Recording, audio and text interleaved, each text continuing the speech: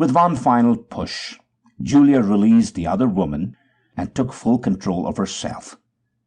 Turning to Richard, she informed him, "I think she's gone." "I think she's gone. She wasn't strong enough to make a challenge."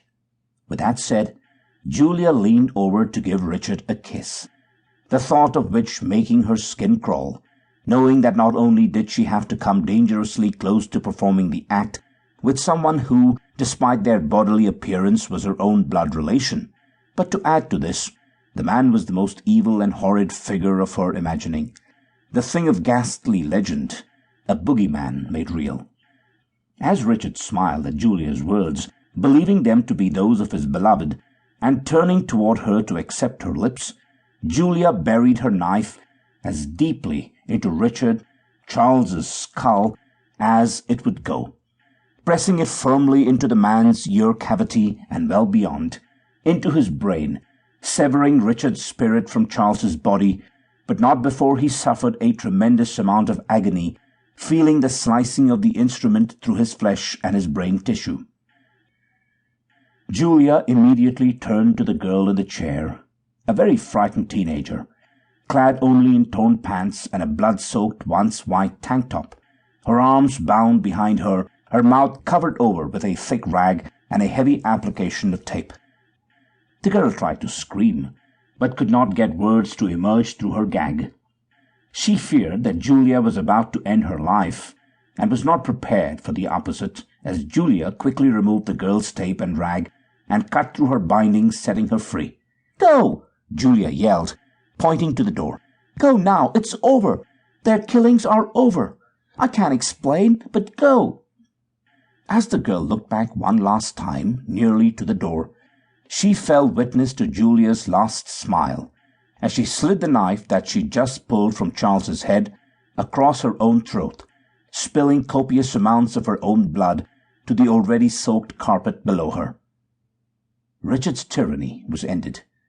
His chances at redeeming life out of his void existence, of once again wreaking carnage in this world, was stripped from him, all from his sheer inattention to things, believing himself to be invincible once he'd accomplished his aims. Julia had no children, but there were cousins that could, potentially, fall victim to Richard.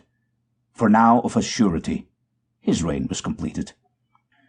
The police did not understand or believe the story told to them by Richard's last victim, that of Julia telling her that the killings were done, speaking as though she were someone else, that she must have actually been someone else. In the end, it was chalked up to Julia being as crazy as her father, and somehow convincing Charles to join her in her maniacal rampage through the region. They were labeled some of the most brutal serial killers in American history, and many felt shame, and that they'd been cheated in not having the two caught and put to their own gruesome deaths for what they had done, though some felt comfort in knowing how the couple died.